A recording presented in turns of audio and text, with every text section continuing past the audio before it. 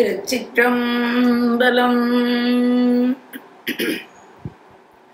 முக்கட்டு இருக்க போட்டு நாள் வாய்த்து உரகத்து செக்கர்த்தடி திடித்த செஞ்சடைத்து பக்கத்து பூதத்து அரணண்டத்து போற்பேற்று என்னுள்ளத்து நாதத்து நின்றனலோ என்னுள்ளத்து நாதத்து நின்றனலோ என் உள்ளத்து நாதத்து நின்றனலும்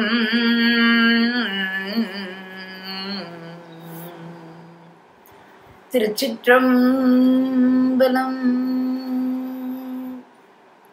எல்லாம் வல்ல எம்பெருமானுடைய திருவருளும் குருமகா சன்னிதானங்களினுடைய குருவருளும் இணைந்து நின்று நமக்கு எல்லா வகையிலும் துணை நிற்கின்ற வகையிலே தான் இந்த ஞானாமிர்த சிந்தனை நமக்கு அமைந்திருக்கின்றது.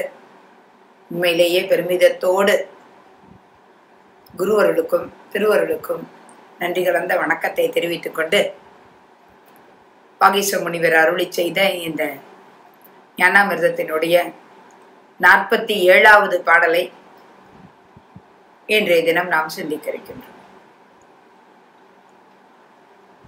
ஒரு முறையாக ஒரு புத்தகம் எப்படி இருக்க வேண்டும் என்கின்ற கருத்தினை உணர்த்துகின்ற வகையில் அமைந்திருப்பது இந்த ஞானாமிர்தம். முதலிலே பசுவை பற்றிய கருத்துக்களை எல்லாம் தொகுத்து தந்த நம்முடைய வாகீச முனிவர் அடுத்ததாக பாச பந்தத்தை, அந்த பசுவுக்கு இருக்கின்ற பந்தத்தை உணர்த்துகின்ற, இப்ப பந்தம் எப்படி நமக்கு கட்டு போட் அப்படியே கட்டி வைத்து நின்றதுங்கிற கருத்தை எல்லாம் சொன்ன அவர் அடுத்த அந்த கட்டிலிருந்து விடுபடுகின்ற தன்மையையும் விடுபட்டவர்களினுடைய நிலையையும் இங்கே விரிவாக இந்த பாசச்சேதம்ங்கிற பகுதியில எடுத்துரைக்கிறார். அப்ப விடுபட்டவர்களினுடைய தன்மையை நம்ம கேட்கதான் நமக்கு அதனுடைய அருமை புரியும்.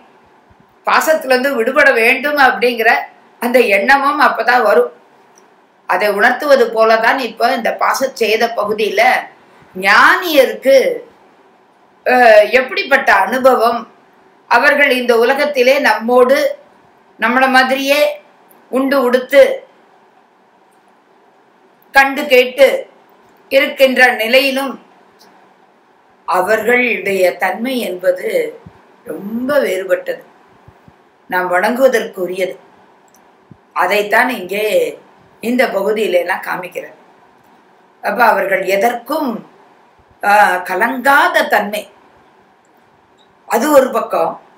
இன்னொரு பக்கம் யோசிச்சு பார்த்தோம்னா, அவர்கள் இந்த உடம்போடு கூடி இருந்தாலும் கூட இந்த உடம்பு அப்படிங்கிறது அவர்களுக்கு ஒரு பொருட்டே அல்ல. அதை ரொம்ப சொல்லணும், ஒரு பொருட்டல்ல. நம்ம எதுக்குனாலும் இந்த உடம்பைத்தான் முன்னிறுத்துகின்றோம். எது ஒண்ணுனாலும் நமக்கு இந்த உடம்புக்கு ஏதாவது வந்துடக்கூடாதே அப்படிங்கிற எண்ணம் தான் நமக்கு முன்னால நிற்கும். அது மட்டுமா, அப்படியே இந்த உடம்புக்கு ஏதாவது வந்து விட்டால் நாம் அதற்காக புலம்புகின்ற புலம்பல் இருக்க, அது அதுக்கு மேல. ஆனா அவர்களினுடைய நிலை அப்படி கிடையாது. இந்த உடம்பு என்பது நாம் இந்த பாசத்திலிருந்து விடுபடுவதற்காக இறைவன் தந்த ஒரு அருமையான வழிகாட்டுதல் இதுதான். அப்ப அந்த வழிகாட்டிய வகையில நிற்பதற்கு உரிய சாதனம் இது, அவ்வளவுதான். அப்ப அந்த இன்னும் கூட அந்த சாதனத்தை பயன்படுத்துவதற்கு உரிய ஒரு கருவி. இத பயன்படுத்தி அவர்கள் அதுல இருந்து விடுபட்டதுக்கு அப்புறம் இந்த கருவி வேணுங்கிற அவசியமே இல்லை அப்படிங்கிறத ரொம்ப உணர்ந்து இருக்கிறார்கள். அதோடு இது அந்த சாதனத்துக்கு எவ்வளவு இடைஞ்சலா இருக்குங்கிறதையும் அவர்கள் நினைக்கிறாங்க. இந்த உடம்பு என்பது அவர்களுக்கு ஒரு பாரம் தான்.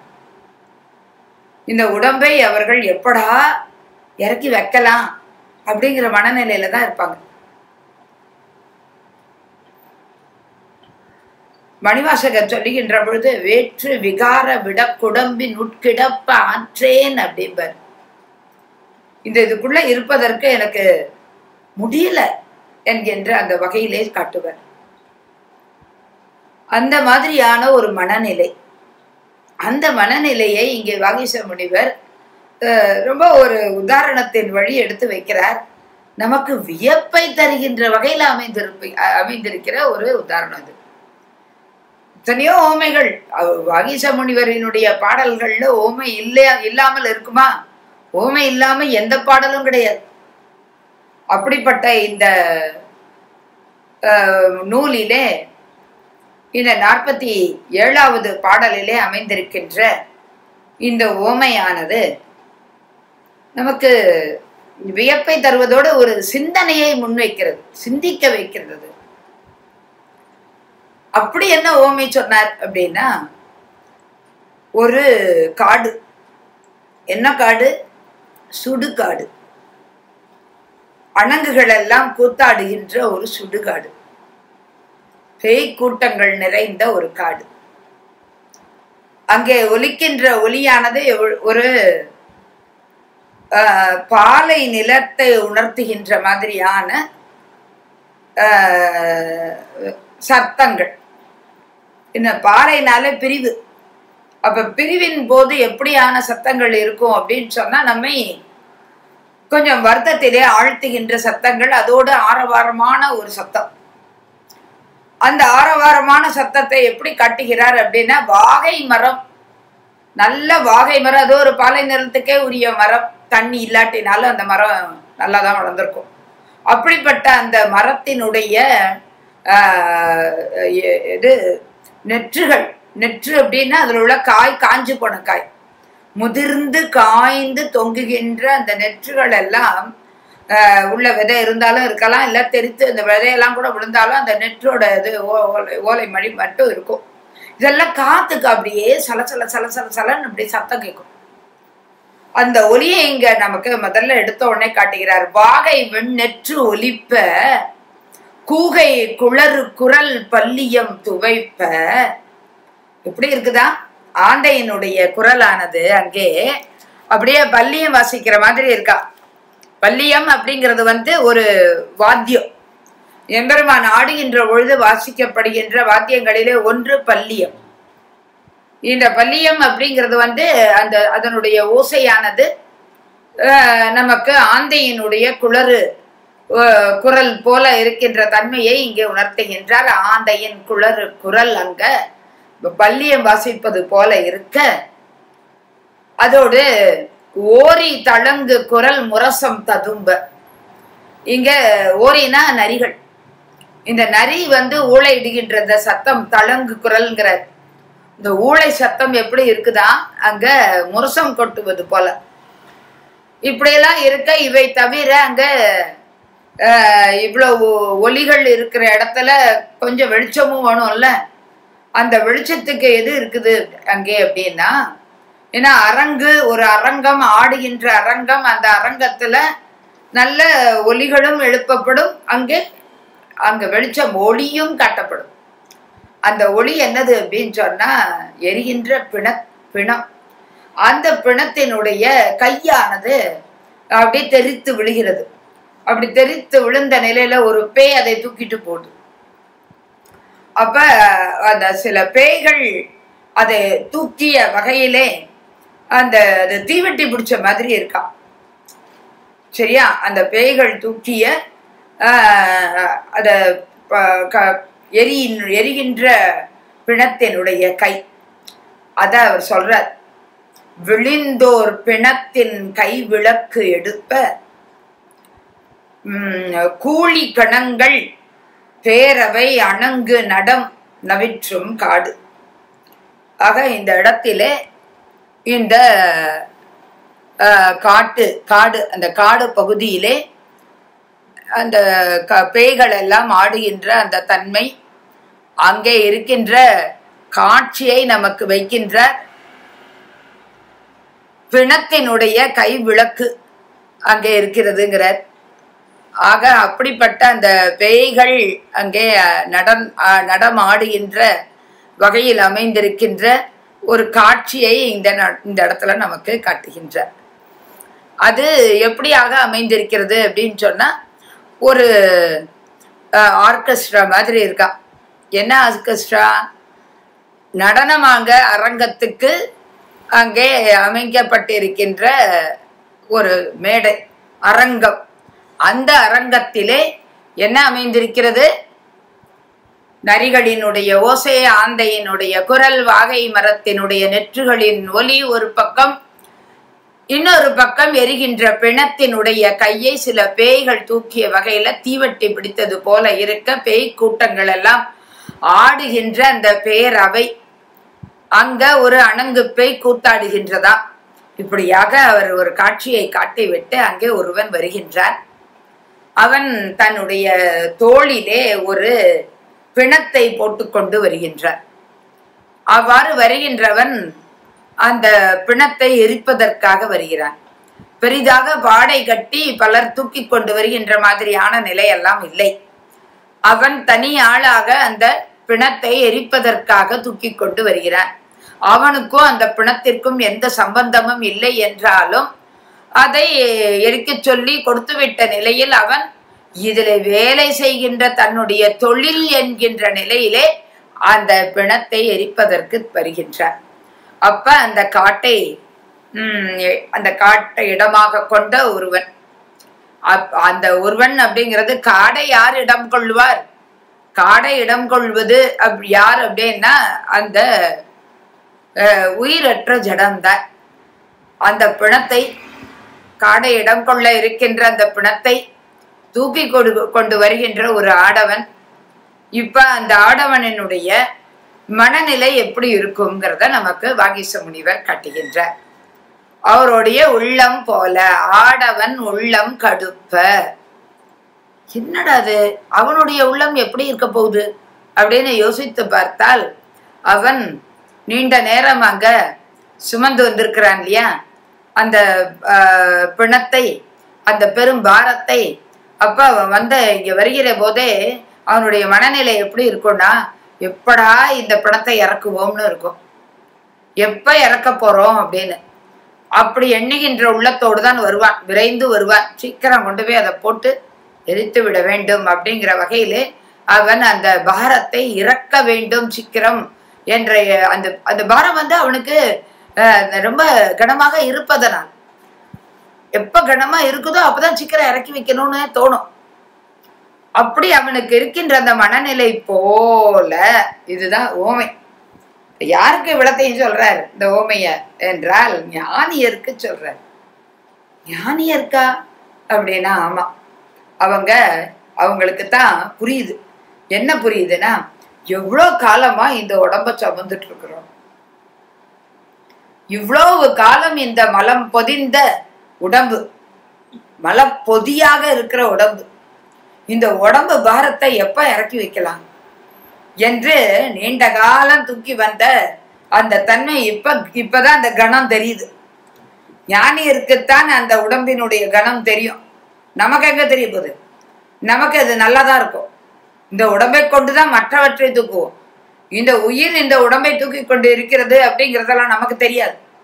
ஆக ஞானியரே இந்த உடம்பை எவ்வளவு காலம் எத்தனை பிறவிகள் சுமந்து கொண்டிருக்கின்றோம் என்பதை உணர்ந்து இந்த பாரத்தை இறக்கி வைக்க வேண்டும் என்ற எண்ணத்திலே இருப்பார்கள்.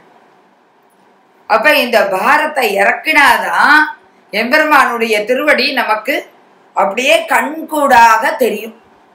இதோ உணர்ந்தவர்கள் அவர்கள்.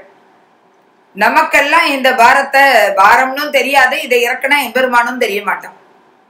ஏன்னா இது நமக்கு இறக்கி வைக்கப்படுகின்ற ஒரு நிலையில இல்லை. நம்மளுடைய மனநிலையும் அப்படி இல்லை, நம்முடைய உயிரும் அந்த பக்குவத்துல இல்லை.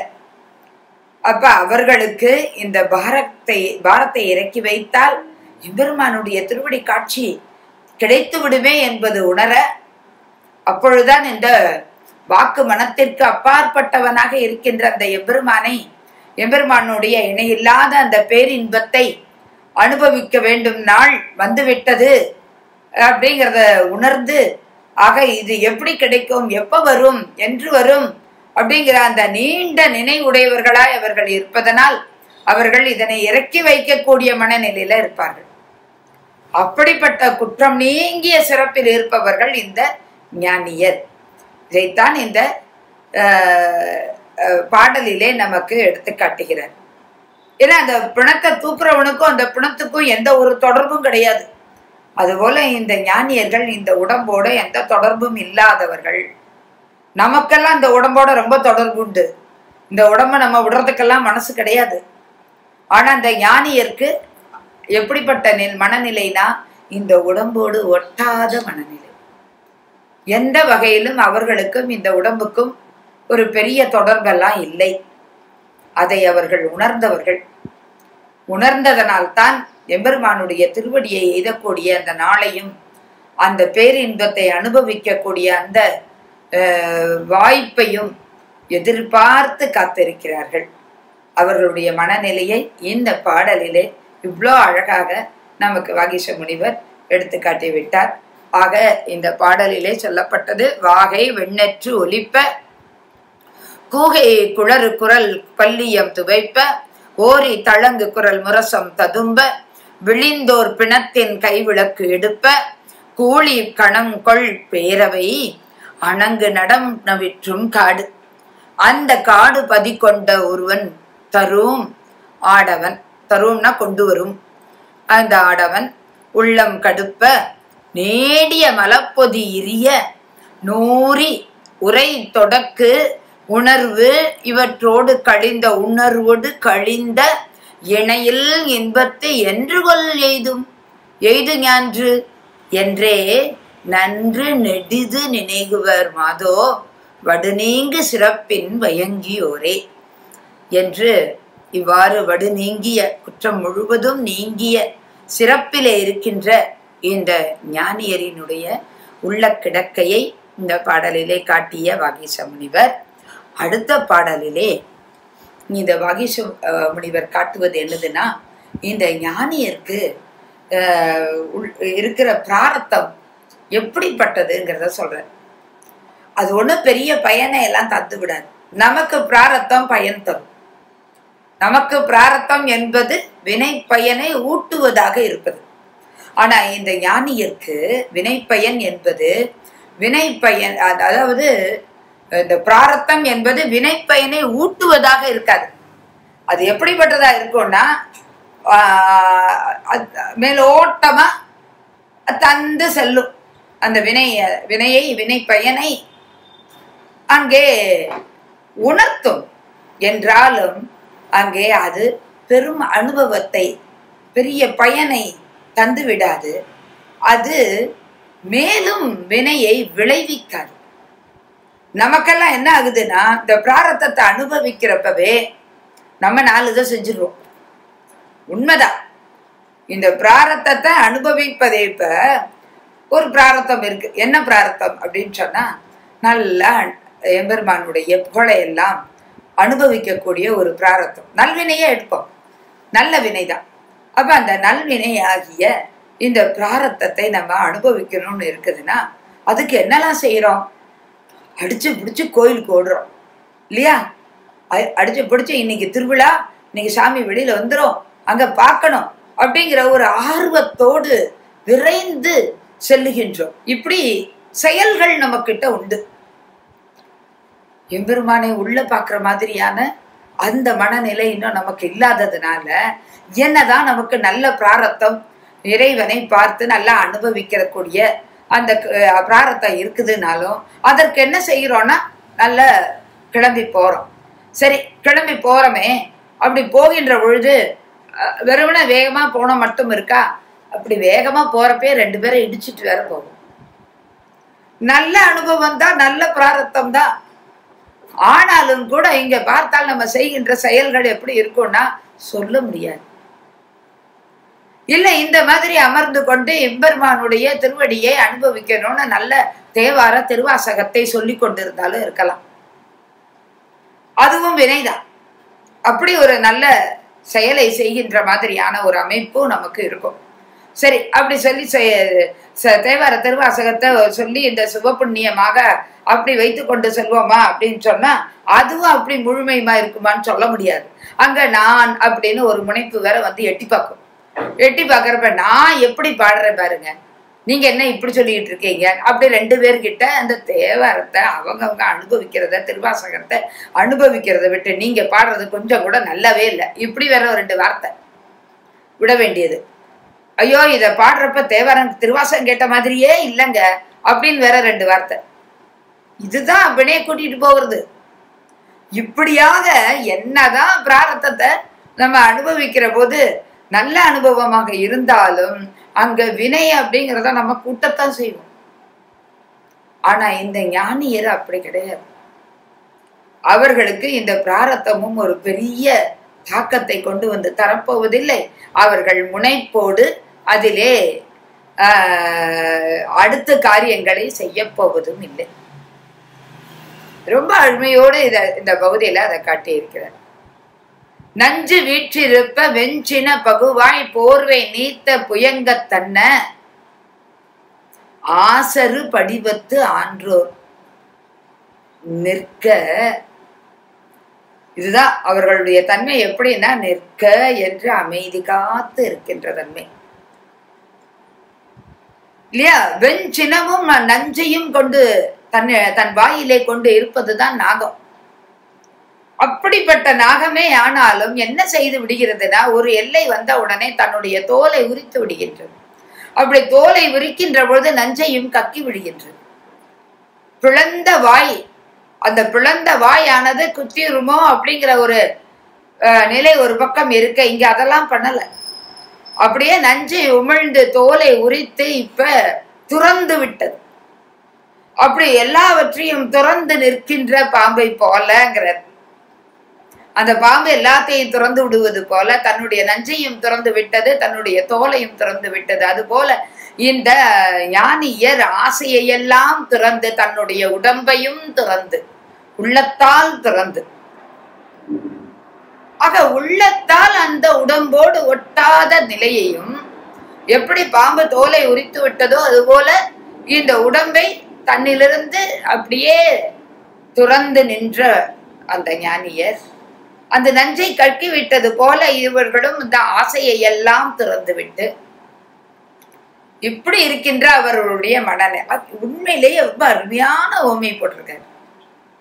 அந்த புயங்கம் போல என்னடா ஒரு நாகப்பாம்பை போய் ஓமை போட்டாரா ஞானியருக்கு அப்படின்னா, ஆகா இந்த நாகப்பாம்பும் ஒரு நிலையிலே எப்படி இருக்குது பாருங்க.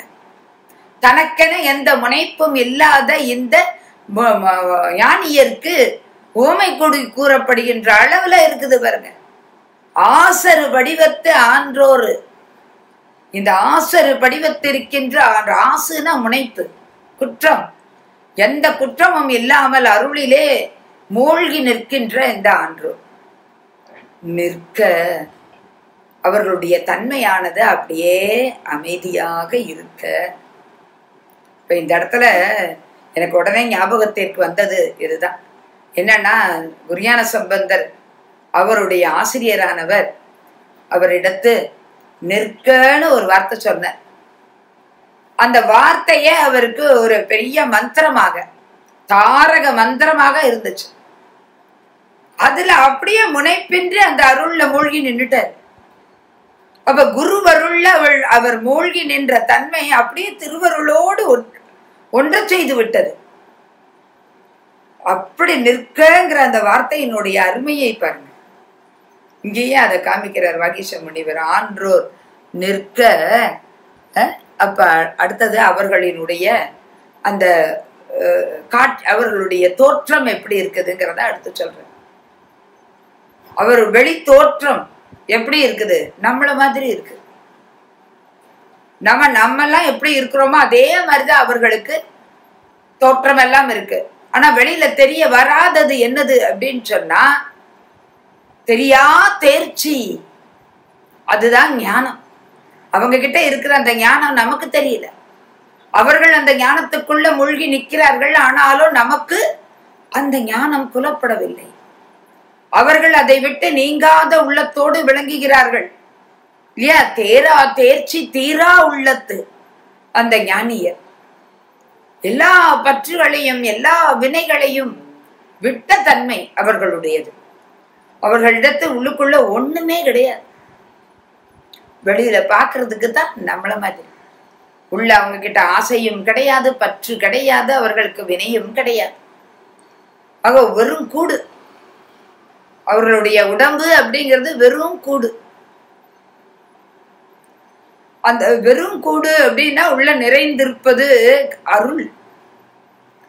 அருள் நிறைந்திருக்க. நம்மள மாதிரியான வினை இல்லை. அதைத்தான் வெறும் கூடுன்னு சொல்றோம்.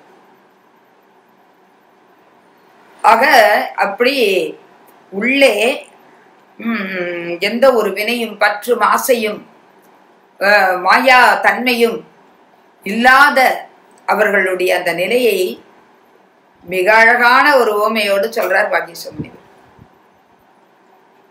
என்னது ஓமை அப்படின்னா, நல்ல கருமையான மேகம், கருங்கை கொன்மோ, அது பொழிந்து நல்ல மழை பெஞ்சதுல நிலம் நல்ல செழிப்பா இருக்குது. அதுல வளர்ந்த ஒரு மரம். என்ன மரம்? விளாமரம். நல்ல அடி பருத்த பொரிந்து இருக்கின்ற விளாமரம். அந்த விளாமரத்தினுடைய காய்கள் அது நல்ல பெரிதாக காய்த்த காய், நல்ல முதிர்ந்த கனி. அப்படி புனிறு தீர் பெரும்பழம், விளவின் பெரும்பழம். அப்ப அந்த விளாங்கனி, அந்த விளங்கனி அப்படிங்கிறது அந்த விளாமரத்தினுடைய பழம். அந்த விளாம்பழம் அதுல ஒரு பூச்சி வந்து உட்காருது. அதுக்கு பேரு வேளம்னு பேரு. அந்த வேளங்கண்ட விளங்கனி அப்படின்னு சொல்லுவாங்க. அப்ப வேளம் அப்படிங்கிறது வேளம் நோய். அது ஒரு பூச்சியால் வர்ற ஒரு நோய், அதால் தாக்கப்பட்டது. அப்ப அந்த பூச்சி என்ன பண்ணும் அப்படின்னா, அப்படியே உள்ளது எல்லாத்தையும் உறிஞ்சிடும். அப்படியே உள்ள பழத்தினுடைய அத்தனையையும் தான் உறிஞ்சி சாப்பிட்டு எல்லாத்தையும் காலி பண்ணிடும். ஆனா வெளியில அந்த ஓடு இருக்கே, அது பார்க்க அவ்வளவு அழகா அப்படி இருக்கும். வெளியில பாக்குறதுக்கு அந்த பழம் கொஞ்சம் கூட அதுல வந்து உள்ளுக்குள்ள ஒண்ணும் இல்லைன்னு தெரியாது. அப்படி இருக்கும் பாக்குறதுக்கு. ஆனா இந்த பூச்சி என்ன பண்ணிருக்கோம், ஒரு சின்ன ஓட்டை போட்டு உள்ளத பூரா காலி பண்ணிருக்கும். அப்படி உள்ள ஒண்ணும் இல்லாததாகிய ஒரு வெறுமை, அந்த வெறுமை வந்திருக்கு அந்த பழத்துல. அதைத்தான் வேளமுண்ட விளாங்கனி அப்படின்னு சொல்றது. அததான் இந்த இடத்துல நமக்கு ஓமையாக காட்டுகிறார். பொறி அறை விளவின் புனிறு தீர் பெரும் பழம் அரிது பெற்று அப்படின்னா அரிக்க பெற்று, அயின்றதன் வறுமை போல. அப்ப அந்த அரிக்க பெற்றதனால் உள்ளதெல்லாம் நீங்கிவிட்ட நிலையிலே வந்த வெறுமை போல. அரிது பெற்று அயின்றதன் வறுமை போல. வறுமைனே கொடுக்கிறார். அது என்னதுன்னா உள்ள ஒண்ணுமே இல்லாதது. வறுமைனா ஒண்ணும் இல்லாதது தானே. அதான் இங்க எது இல்லாதது? வினை இல்லாதது. இங்க ரொம்ப ஆனந்தம் தான். அது பற்று கிடையாது, வினை கிடையாது, ஆசை கிடையாது, அதனால் வந்த துன்பமும் கிடையாது. இப்படி எதுவுமே இல்லாத ஆனா வெளி தோற்றத்திலே மட்டும் நல்ல பருத்த முதிர்ந்த அழகான பழம். இதுதான் இந்த ஞானியரினுடைய தோற்றமும் அவர்களுடைய உள்ள கிடக்கையும். தெரியா தேர்ச்சி தீரா உள்ளத்து. வெளியில தெரியாத அந்த ஞான தேர்ச்சி தேர்ந்து நின்ற அந்த ஞானம், தெளிவான ஞானம், அது கொஞ்சம் கூட நீங்காத உள்ளத்தோடு இருப்பவர்கள். அதுக்குள்ள மூழ்கி அதை விட்டு நீங்காத, அந்த ஞானத்தை விட்டு நீங்காத தீரா உள்ளத்து பெரியோர் விட்டனர் பிறளா வினையே. அவங்க விட்டதெல்லாம் என்னதுன்னா வினையத்தான் விட்டாங்க. பற்றுகளையும் வினையையும் முழுவதுமாக விட்டனர். அந்த நிலை அவர்களுடையது. இதைத்தான் விளங்கனி என்ற ஓமையை காட்டி நமக்கு இந்த பெரியோர்களினுடைய ஞானியரினுடைய தன்மையை நமக்கு உணர்த்தினார். இன்னொரு உதாரணமும் உணர்த்துகின்றார். அது என்னதுன்னா, ஒருவிய ஆங்கும் திகிரி உருளல். அது ஒரு கருத்தும். இன்னொரு பெருங்காயம் அதை வைத்து சொல்லப்படுகின்ற ஒரு ஓமையும். ஆக இந்த பாடல்ல 3 ஓமைகள் காட்டப்படுகின்றன. ஒன்று இந்த விளாங்கனி ஓமை. ஏற்கனவே பாம்பு பார்த்துட்டோமே இல்லையா? அந்த நாகத்தை பற்றிய ஓமை ஒன்று, விளங்கனி பற்றிய ஓமை மற்றொன்று. அடுத்தது இங்க திகிரினா சக்கரம், அதை சொல்லுகிறார். அரியவும் உடையது ஒன்று உள்ளது. அரிய அப்படின்னா இன்னும் நீக்கப்பட வேண்டிய ஒன்று உண்டு. அவங்க கிட்ட இன்னும் இருக்குது, அறியப்படாததாய் ஒன்று உள்ளது. அது என்னன்னா இந்த பிராரத்தம். அதான் இந்த பிறவியில உடன் உரைகின்ற பிராரத்த வினை, உடன் உரை பழமைங்கிறது. அறியவும் உடையது ஒன்று உள்ளதே, இரியாது உடனுரை பழமை. ஊங்கே கடனறி, நல்ல உற்சாகத்தோடு தன்னுடைய கடமையிலே இருக்கின்ற ஒரு மண் வினையாளன். மண் வினை செய்கின்றவன் யாரு? குலாலன். ஆக சிறப்பாக தன் தொழிலை செய்து கொண்டிருக்க கடன் அறி மண் வினை மாக்கள். அப்ப வினை செய்கிறார்கள். நிறைய பானை எல்லாம் அடுக்கி வைக்கிறாங்க. நிறைய பானையை செய்கின்ற பொழுது அவர்கள் இந்த சக்கரத்தை வேகமாக சுழற்றி விட்டு அந்த தொழிலை செய்வார்கள். அப்ப தொழிலை செய்யறதுக்கு சக்கரத்தை வேகமாக சுழற்றி விட்டு அதுக்கப்புறம் அவர்கள் அந்த மண்பானையை அப்படி பிடித்து செய்கின்ற அந்த தன்மையெல்லாம் நம்ம கொஞ்சம் படங்கள்ல எல்லாம் பார்த்துருக்கிறோம். நேரலையும் கூட சிலர் பார்த்துருப்போம். அதுக்கப்புறம் பானையெல்லாம் இன்னைக்கு செய்ய வேண்டியதெல்லாம் செஞ்சு முடிச்சாச்சு. இருக்கிற மண்ணெல்லாம் பக்குவப்படுத்தின மண் எல்லாத்தையும் பானை செஞ்சு முடிச்சாச்சு. அப்ப இன்னைக்கு தொழிலை முடிய போற நிலையில அவர்கள் என்ன பண்ணுவாங்க, அந்த பானையை கடைசி பானையை இப்படி எடுத்து உருவி எடுத்த பிறகு அதுக்கப்புறம் இனிமே அதை சுத்த வேண்டியதில்லை இல்லையா? அப்படி சுத்த வேண்டியதில்லை. பானையை உருவி எடுத்து இந்த ஒரு பக்கம் அந்த பானையை வச்சிருவாங்க. அப்படி எடுத்து வச்சதுக்கு அப்புறமும் இந்த சக்கரம் கொஞ்ச நேரம் சுழண்டுட்டு தான் இருக்கும். திருப்பி அவங்க சுழலை வைக்க மாட்டார்கள் என்றாலும் அது இவ்வளவு நேரம் சுத்தி விட்ட தன்மையில இவ்வளவு நேரம் அப்படி சுத்திட்டே இருந்த அந்த வேகம் இப்ப குறையும். ஆனாலும் குறையும், வேகம் குறைந்துதான் இருக்கும் என்றாலும் கொஞ்ச நேரம் சுத்து அப்புறம் தான் போய் நிற்கும் இல்லையா? எல்லா பெரிய பெரிய ஃபேக்டரியில எல்லாம் கூட அதை நம்ம பார்க்கலாம். அவங்க அணைச்ச பிறகு கூட கொஞ்ச நேரம் ஓடிதான் நிற்கும். அது போல அந்த சக்கரம் கொஞ்ச நேரம் சுழன்று அப்படியே வந்து நிற்கும். அப்படி மெதுவா கடைசியில ஓயும், மெதுவா வந்து ஓயும். அது போலங்கிறாரு. அம்மா எப்படிப்பட்ட ஓமை பாருங்க.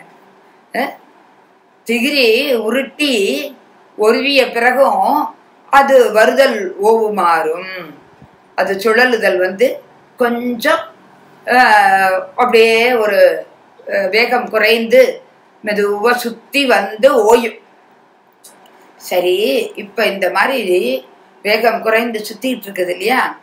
அந்த ஐயோ கொஞ்ச நேரம் இது சுத்திட்டு தானே இருக்குது, இது வீணா போகாம ஒரே ஒரு பானை இதுல பண்ணிடலாம் அப்படின்னு சொல்லி பண்ண முடியுமானா முடியாது. அதை சுத்தி போய் நிக்கிற அந்த வேகத்திலே எந்த பானையையும் பண்ண முடியாது, பானையெல்லாம் செய்ய முடியாது. ஆனா அது சுத்திட்டு தான் இருக்குது. மெதுவா சுத்தி போய் நிற்கும், ஓயும். அது அவ்வாறு சுத்தி நின்று ஓய்வது போலவும். இது ஒரு ஓமை கொடுக்கிறார். இன்னொரு ஓமை கொடுக்கிறார் பாருங்க. இப்படி குவிந்த வாய் இருக்கு சரியா? அப்படி ஒரு குடம், அந்த குடத்துக்குள்ள பெருங்காயத்தை வச்சிருந்திருக்காங்க. அதுல இருந்து பெருங்காயத்தை எடுத்து எடுத்து எடுத்து எடுத்து உபயோகப்படுத்தி முடிஞ்சிருச்சு. குவிவாய் தசும்பு உரை இங்கு. இங்கு அப்படின்னா அதுக்கு காயம், பெருங்காயம்னு பொருள். இங்கு அந்த கூவை நல்லா அழுத்திய சொல்லணும், இங்கு. இப்ப ஆங்கு அசும்புற தொடைத்தோம். இப்ப அது நீங்கியாச்சு, அது காலியா போயிருச்சு. திருந்த பிறகு கூட அந்த குடத்தை வந்து கழுவி வைப்பாங்க. கழுவி வச்சு நல்லா துடைக்கிறாங்க. நல்லா போட்டு எடுத்து காலியான பிறகு கழுவி தொடச்சு வச்சாச்சு.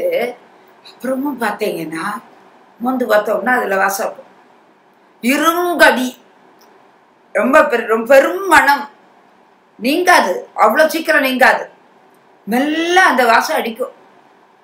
ஆனாலும் அது எதுக்கும் உதவாது. எதுவும் திருப்பி அதை எதுக்காவது கறிக்கு போடலாமான்னா அதெல்லாம் ஒன்றும் பண்ண முடியாது. அது ஒரு பிரயோஜனம் இல்லாத வாசனை. அது எந்த ஒரு பயனையும் தராத மனம்.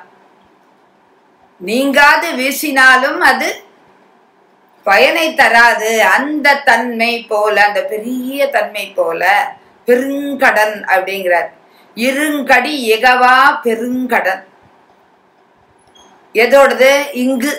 அந்த இங்குவோட, இங்குன்னா பெருங்காயம், அந்த பெருங்காயத்தோட பெருமணம் எடுத்து தொடச்ச பிறகும் நீங்காது இருக்கின்ற நிலையும், அதனால் எந்த பயனும் இல்லாத தன்மையும் போல. இந்த ரெண்டு ஓமை கொடுத்துட்டாரு. ஒண்ணு, அந்த சக்கரம் மெதுவா சுத்தி போய் ஓய்வது போல. இந்த பெருங்காயம் தீர்ந்த பிறகும் அதுக்குள்ள இருக்கிற அந்த வாசனை அவ்வளவு தொடச்சதுக்கு அப்புறமும் போகாமல், அதே சமயம் பயனும் தராமல் இருப்பது போல. இந்த ஞானியருக்கு இந்த பிராரத்த வினை போகவும் செய்யாது, பயனையும் தராது. இந்த உடம்பு போறப்பதான் போகும், அது வரைக்கும் இருக்கும். ஆனாலும் எந்த பயனையும் விளைவிக்காது. இந்த சுத்தி தான் நிற்கும் அந்த சக்கரம். ஆனா வேற ஒரு பானையை செய்யறதுக்கெல்லாம் உதவாது. அதுபோல இந்த பிராரத்த வினை எல்லாம் இங்க இருக்கும், மெதுவா சுத்திட்டு இருக்கும். ஆனால் அது ஆகாமியத்தை ஏற்றாது, ஆகாமியத்தை விளைவிக்காது என்ற அந்த ஒரு அருமை.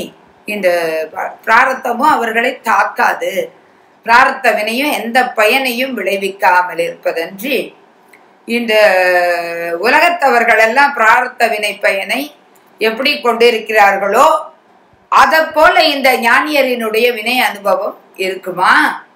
உடையதை உடையரோ மற்றே இல்லையே என்ற அந்த கருத்தை தான் அப்படி கொடுக்கிற.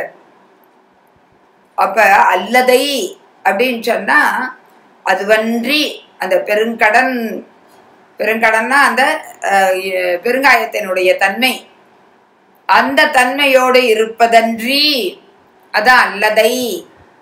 அவ்வாறு அல்லது இந்த பிராரத்த வினையானது எந்த பயனையும் விளைவிக்காமல், ஆனாலும் உடம்பு இருக்கின்ற வரைக்கும் அது இருக்கின்ற தன்மை போல இருப்பதன்றி, இந்த உலகத்தவர்க்கு உடையதை போல உடையரோ. உடையதை உடையரோ அப்படின்னா என்ன அர்த்தம்னா, உலகத்துல உள்ளவங்களுக்கு இந்த பிராரத்த பயன் எவ்வாறு இருக்குமோ அவர்கள் உடையதை போன்று இந்த ஞானியருக்கு இருக்குமோ? அவர்கள் இந்த வினை அனுபவம் உடையவரோ இல்லையே என்ற கருத்தினை இந்த பகுதியிலே நல்ல வார்த்தைகளோடு சுருக்கமான வகையிலே பெரிய பொருளை பகீச முனிவர் கொடுத்து நிற்கின்றார். இது பின்னாலே சித்தியார் பாடலிலே அருள்நந்தி சிவம் இந்த கருத்தினை நமக்கு கையாண்ட திறத்தை நம்ம சிந்தித்து பார்க்கலாம். எங்கிட்ட கண்மமெல்லாம் செய்தாலும் ஞானிக்கு இருவினைகள் சென்று அணையா.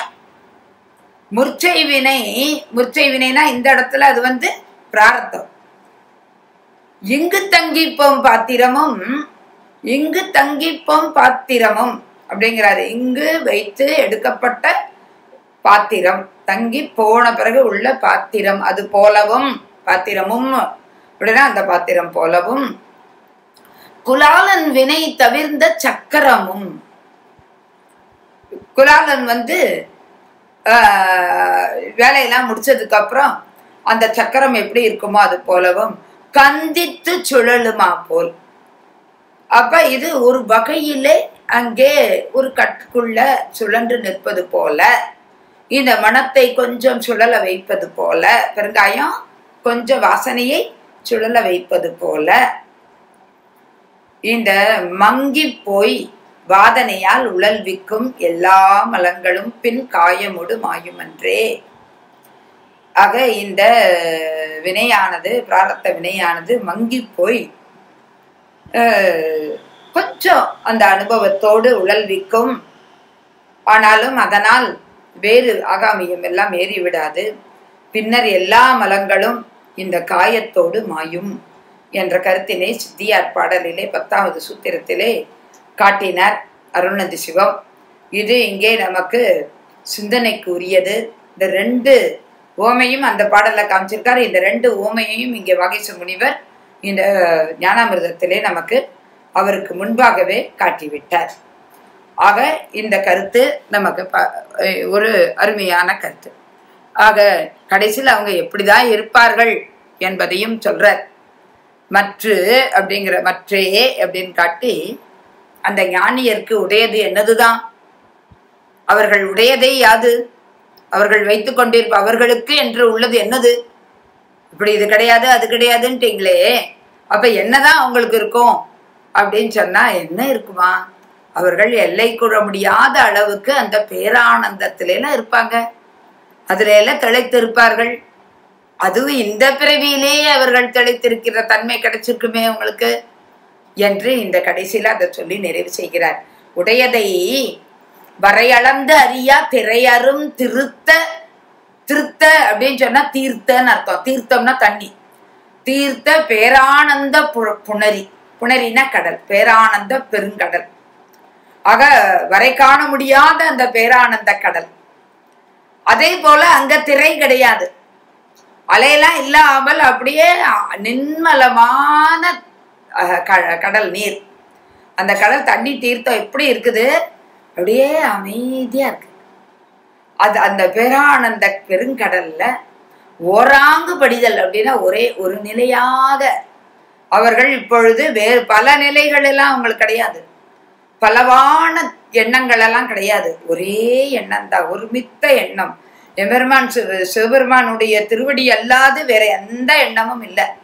அப்படிப்பட்ட ஓராங்கு படிதல் உடையோர் ஏண்டே இந்த பிறவியிலேயே அப்படி ஒரு நிலையாக இந்த பேரானந்த பெருங்கடலிலே மூழ்கி இருக்கக்கூடிய தன்மையை உடையோர் என்று இந்த பாடல்ல இவ்வளோ கருத்துகள் சிந்தித்து பார்த்தால் நம்ம கொஞ்சம் மலைப்பாகவே இருக்கிறது. 19 அடிகள் தான், ஆனா அதுக்குள்ள சொன்ன கருத்துகள் எவ்வளவு பாருங்க. முதல்ல நாகத்தை ஓமை காட்டினார், அது எப்படி எல்லாவற்றையும் திறந்து நிற்கிறதோ அது போல இவர்களும் திறந்தவர்கள்னு. அவர்கள் வெளி தோற்றத்திற்குத்தான் நம்மளை போல இருப்பார்களே தவிர உள்ள அவர்களுக்கு வினையோ பற்றோ ஆசையோ இதெல்லாம் கிடையாது என்பதை விளாம்பழத்தை வச்சு காட்டினார். அவர்களிடத்து இந்த பிராரத்தம் எந்த வகையிலும் பயனை தராது அப்படிங்கிறத ரொம்ப அழகா 2 ஓமைகள்ல காட்டினார். ஒண்ணு சக்கரம், குலாலனுடைய மண் சக்கரம், அது அடுத்த மண்பானை செய்வதற்கு வைத்திருந்த சக்கரம். இன்னொன்னு என்னது? பெருங்காயம். இந்த 2ம் கடைசியில கொஞ்சம் அந்த சுழலுகின்ற தன்மை அப்படிங்கிறத காட்டினார். எப்படி சுழலுதல் அப்படின்னு சொன்னா, அதாவது வேற ஒரு அந்த சுழல்றதுல வேற ஒரு பானையெல்லாம் செய்ய முடியாது அப்படிங்கிற அந்த தன்மையும், அப்புறம் இங்க இது இந்த பெருங்கடன் அதுல எந்த ஒரு வகையிலும் அது பயனை விளைவித்து நிற்காத அந்த வாசனை அப்படிங்கிறதையும் சொன்னார். அப்ப அந்த வாசனையினால வேற எந்த ஒரு பயனும் வராத சுழலல். இதிலே அவர்கள் இந்த பிராரத்த வினை உடையவர்களாக இருப்பினும் எந்த பயனும் அவர்களுக்கு கிடைக்காது.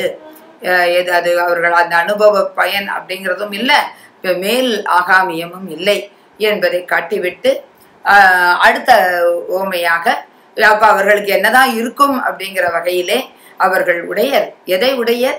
பேரானந்த பெருங்கட தீர்த்தத்திலே மூழ்கி ஒரு நிலையாக இருப்பதை உடையர் என்று சொல்லி நிறைவு பண்ணுகிறார். அதுவும் இந்த பிறவியில் இந்த பிறவியிலேயே அப்படிப்பட்ட தன்மையை உடையவர்கள் என்று சொல்லி இந்த 48வது பாடலை நிறைவு செய்கின்றார் வாகீச முனிவர். ஆக தொடர்ந்து இந்த பாசச்சேதம் இன்னும் சில பாடல்கள் இருக்கின்றன, அவற்றை சிந்தித்துவிட்டு அதை தொடர்ந்து நாம் பதியை பற்றிய சிந்தனைக்குள்ள போக இருக்கின்றோம். இந்த அளவிலே இன்றைய ஞானாமிர்த சிந்தனையை நம்ம நிறைவு செய்து கொள்வோம். திருச்சிற்றம்பலம்.